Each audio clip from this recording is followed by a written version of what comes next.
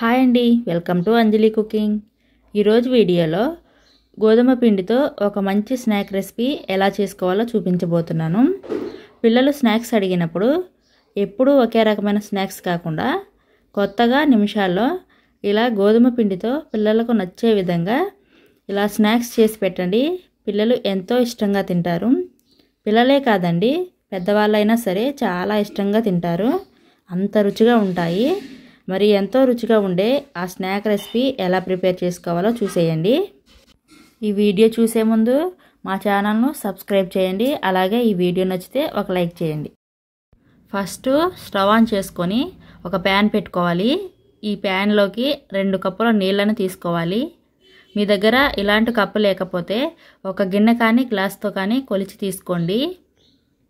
అలాగే ఇందులో 1/2 కప్పు వరకు పంచదార తీసుకోండి. ఇప్పుడు ఇందులో చిటికెడంతా ఉప్పు కూడా వేసుకోండి. ఉప్పు మీకు నచ్చితే వేసుకోండి, లేకపోతే స్కిప్ చేసేయండి. కాకపోతే వేసుకుంటే బాగుంటుంది. నేను మైల్డ్ స్వీట్నెస్తో చేస్తున్నాను. మీకు తీపి కరెక్ట్గా ఉండాలంటే 1/2 కప్పు పంచదార తీసుకోండి. ఈ పంచదార బదులుగా మీరు బెల్లంతో అయినా చేసుకోవచ్చు. ఇప్పుడు మనం వేసిన పంచదార కరిగిపోయి నీళ్ళు ఇలా మరుగుతున్నప్పుడు ఇందులో 2 కప్పుల వరకు గోధుమ పిండి వేసుకోండి. మీరు నీళ్ళు ఎన్ని కప్పులు తీసుకుంటే గోధుమ పిండి కూడా అన్ని కప్పులే తీసుకోవాలి. నేను 2 కప్పుల వరకు నీళ్ళని తీసుకున్నాను కాబట్టి అదే కప్పుతో 2 కప్పుల వరకు గోధుమ పిండి తీసుకున్నాను. మీరు ఇలా కలిపేటప్పుడు ఫ్లేమ్ను సిమ్లో పెట్టేసి గరిటెతో కలిసేంత వరకు కలపండి. చక్కగా ఇలా బాగా కలిపిన తర్వాత స్టవ్ ఆపేసి దీనిపై మూత పెట్టేసి పూర్తిగా చల్లారేంత వరకు పక్కన పెట్టేసేయండి. ఇక ఈ పిండి మొత్తం చల్లారిపోయింది.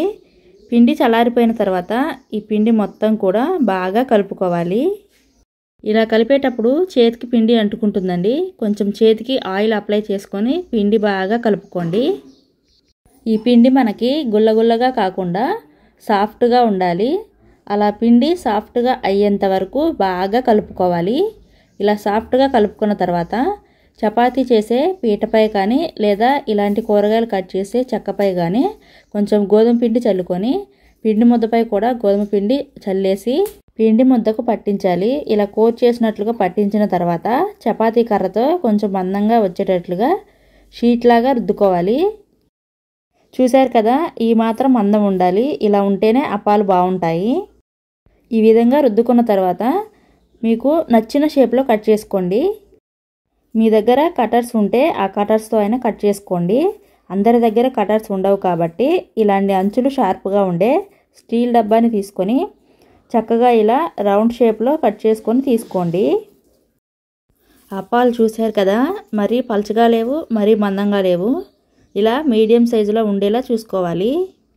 ఇప్పుడు వీటన్నింటినీ ఒక ప్లేట్లోకి తీసుకొని ఇలాగే ఇదే ప్రాసెస్లో మిగిలిన పిండంతా కూడా కాస్త మందంగా ఒత్తుకుంటూ ఇలా రౌండ్గా కట్ చేసుకోండి.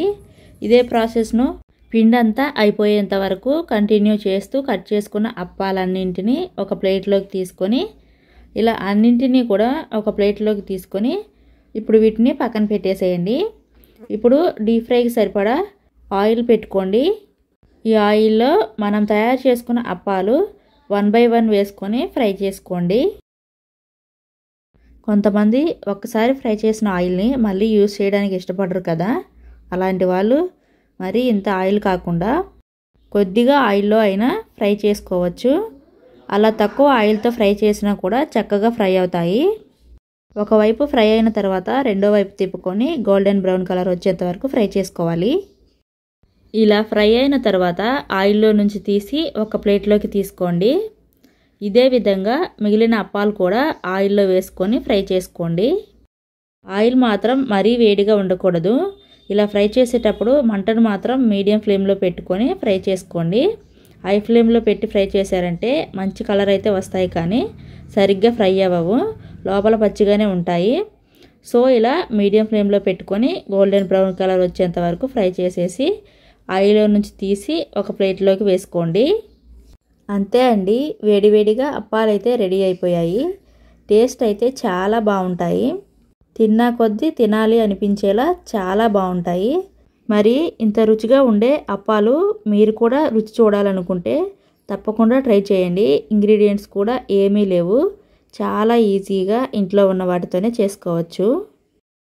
కాబట్టి పిల్లలు ఎప్పుడైనా స్నాక్స్ అడిగినప్పుడు ఇలా అప్పాలు చేసి పెట్టండి, ఎంజాయ్ చేస్తూ తింటారు. పిల్లలకే కాదు పెద్దవాళ్ళైనా చాలా ఇష్టంగా తినేస్తారు. మరి ఇంకెందుకు ఆలస్యం, మీరు కూడా ట్రై చేసేయండి.